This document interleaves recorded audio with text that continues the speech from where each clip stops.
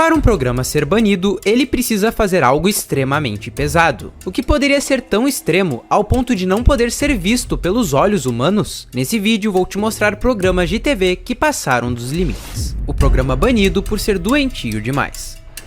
Desde o início, Fear Factor Desafio Total nunca foi um programa normal. A proposta já era absurda por natureza, colocar pessoas comuns para enfrentar situações extremas, nojentas e humilhantes em troca de dinheiro. Comer coisas estranhas, lidar com animais perigosos, ficar preso em espaços claustrofóbicos, tudo isso fazia parte do pacote. O público sabia que estava ali para ver até onde alguém iria por $50 mil.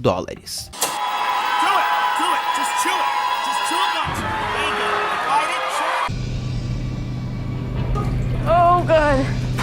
Oh! Mas em determinado momento, nem o próprio programa pareceu saber onde estava pisando, porque houve um episódio em que o Fear Factor não apenas flertou com o limite, ele simplesmente passou direto por ele. Um episódio tão extremo que nunca chegou a ser exibido na televisão americana, mesmo estando completamente gravado. E esse episódio ficou conhecido como Hee Haw Hee Haw. Na época, o programa havia retornado à NBC em 2011, uma emissora estadunidense. Depois de anos fora do ar, com o apresentador original Joe Rogan. Rogan sempre teve uma postura irônica e descontraída, mas também deixava claro que o programa exigia muito dos participantes. That they don't think anything about someone doing something risky. Right. To them, that's what you do. You show up for work. Ainda assim, segundo o próprio apresentador, nada do que ele já tinha visto ao longo de todas as temporadas se comparava ao que aconteceu nesse episódio específico. Anos após, Rogan diria que aquilo foi literalmente a coisa mais difícil que ele já teve que assistir, e que era até estranho imaginar que aquilo fazia parte de um programa de TV. Os participantes também não eram novatos em situações extremas, eles já sabiam que o Fear Factor não poupava ninguém.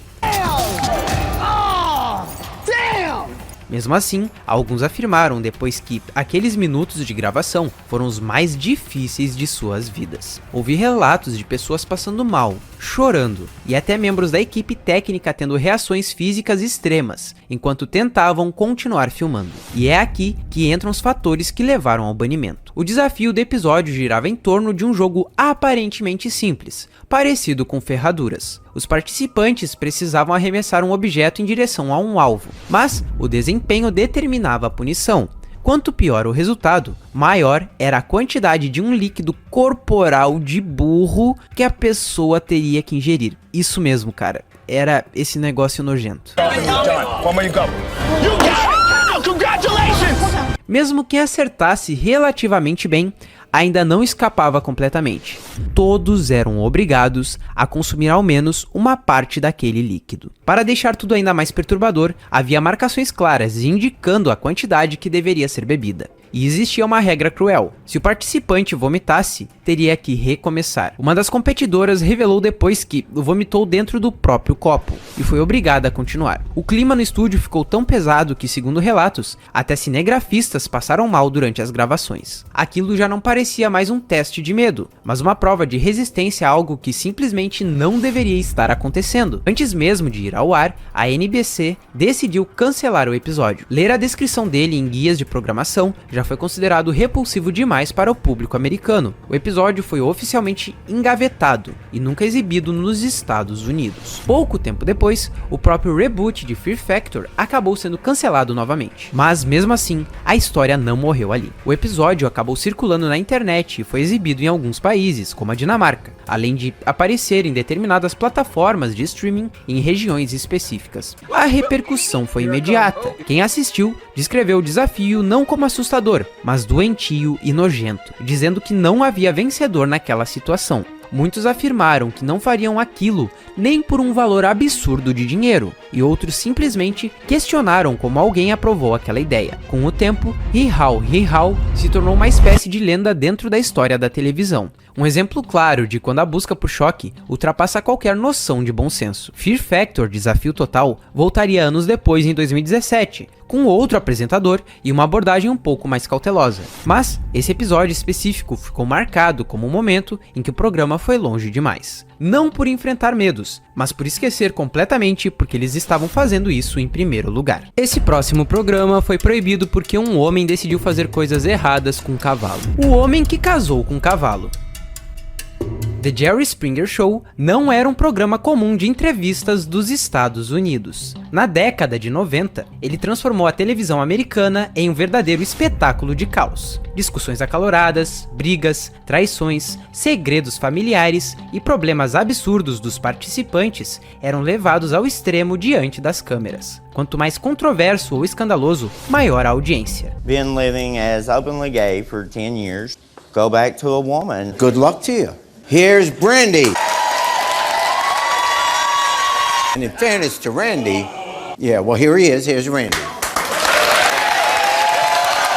You are ruining my life.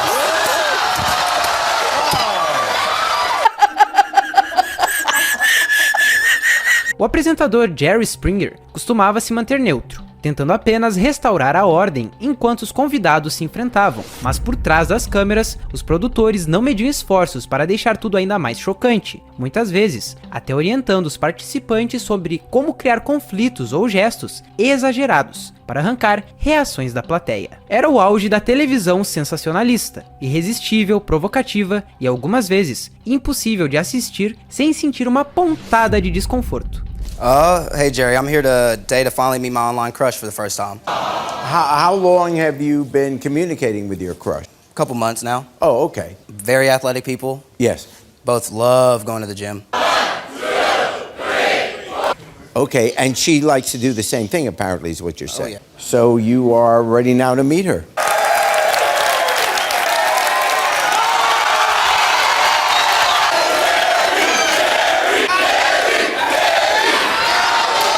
That's not the pic.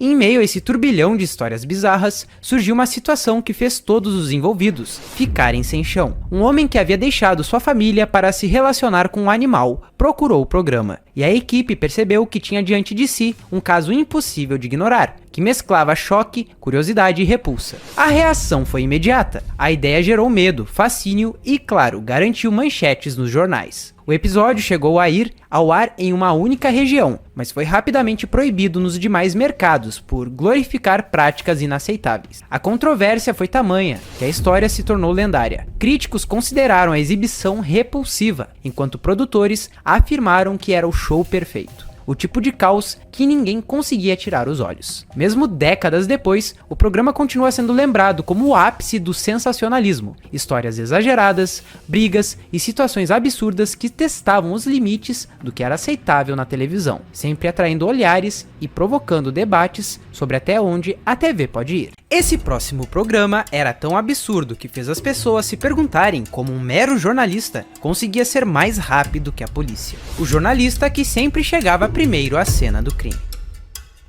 Existem programas de TV que vivem do choque, da violência, do medo e da exposição crua da tragédia alheia. No Brasil, esse tipo de atração sempre encontrou um público, especialmente em regiões onde a violência já faz parte do cotidiano. Mas houve um caso em que a linha entre noticiar crimes e lucrar com eles ficou perigosamente borrada. Um programa tão extremo que deixou de ser apenas televisão e virou caso de polícia. E o mais estranho, seu apresentador parecia sempre chegar antes de todo mundo. Wallace Souza era um fenômeno em Manaus. Apresentava o programa Canal Livre, um noticiário policial em sua forma mais agressiva. Pessoas que tinham acabado de, bem, você sabe, entrevistas com suspeitos, cenas que ficavam na cabeça, perseguições e discursos inflamados contra o crime. Ele falava como alguém que representava o povo, prometendo justiça onde o Estado falhava. A audiência obviamente explodiu. Wallace virou herói popular, símbolo de combate à criminalidade. E isso levou direto para a política, sendo eleito deputado estadual 3 vezes. No palco, ele falava bem, era violento nas palavras e aplaudido por uma população cansada do caos urbano. Fora dele, surgiam perguntas incômodas. Como ele sabia de tantos crimes antes da polícia? Porque sua equipe chegava sempre primeiro. Em alguns casos, o apresentador narrava cenas com um nível de detalhe que chamava a atenção até de investigadores experientes. O que parecia eficiência jornalística começou a soar como algo muito mais estranho. A situação desmoronou em 2009, quando Wallace foi preso. A cidade ficou em choque, mas nada se comparou ao que veio depois. A investigação concluiu que ele não apenas cobria crimes, ele os encomendava. Segundo a polícia, Wallace liderava uma organização criminosa, responsável por execuções que rendiam conteúdo exclusivo para o programa.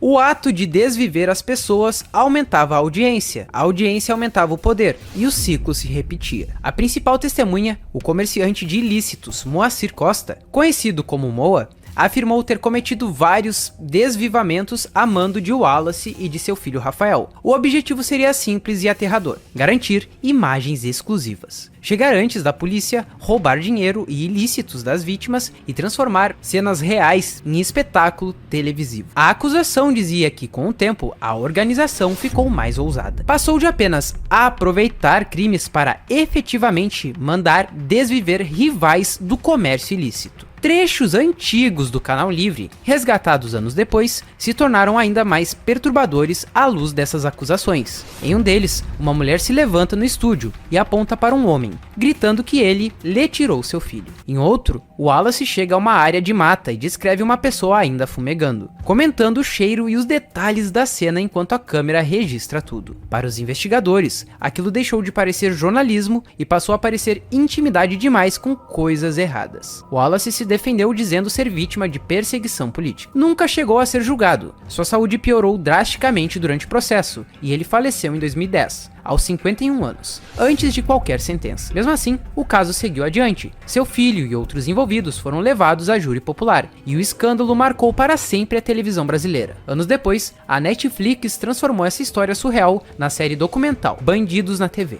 A produção mostrou ao mundo algo que dentro do Brasil acabou sendo quase normalizado: a mistura de sensacionalismo, violência real, poder político e audiência a qualquer custo. Fora do país, o caso chocou. Aqui, virou mais um retrato incômodo da realidade. No fim, a pergunta que sobra não é apenas se o Wallace Souza foi culpado, mas até que ponto a televisão pode ir antes de deixar de informar e passar a lucrar diretamente com coisas pesadas. Esse próximo programa foi proibido por passar dos limites. Pânico na TV. Pânico na TV sempre foi um espetáculo de irreverência, piadas escrachadas e situações que flertavam com o absurdo.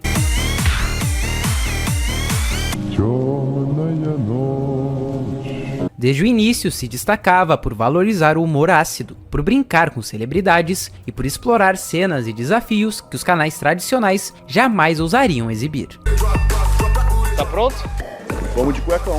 O saco tá na garganta. Mas nem todo mundo estava pronto para tanta ousadia. Em 2009, o Ministério da Justiça decidiu que a irreverência tinha limites. A partir de então, o programa passou a ser impróprio para menores de 14 anos, e não poderia mais ser exibido antes das 9 horas da noite. O motivo, segundo o Ministério, não era apenas a violência típica das pegadinhas, mas também o modo como o programa expunha minorias a situações degradantes, e explorava linguagem e conteúdo erótico. Que foi acusado de racismo, e racismo é um crime inafiançável. Eu fiquei profundamente incomodado, sabe? Eu não gosto de gente dessa cor, essa cor me irrita, é diferente da minha. E a vítima se sente ofendido com isso? Não se tá ofendido com isso, não! O elenco e a produção não receberam bem a decisão. Apesar disso, a mudança de horário acabou sendo quase estratégica. A produção já vinha exibindo reprises à noite, e a atração ao vivo após as 9 horas acabou funcionando como uma espécie de prêmio para o público fiel. Afinal, quem queria ver o Pânico precisava esperar para conferir o conteúdo mais ousado. Eu quero lhe fazer uma pergunta, posso fazer?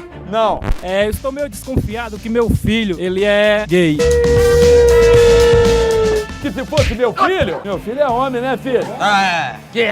Apesar das limitações legais, o programa continuava em alta. Em abril de 2009, o Pânico bateu o recorde de audiência, alcançando o segundo lugar por quase 1 hora e deixando programas tradicionais como Domingo Espetacular para trás. O caso do Pânico na TV é um lembrete de que no Brasil, a linha entre o humor e a censura é tênue, e que o público às vezes gosta mesmo é de ver o limite sendo testado. Esses são alguns dos programas que foram proibidos. Se esse vídeo ir bem, vai ter parte 2, mas para isso preciso do teu apoio. Se tu deixar o like vai ajudar muito.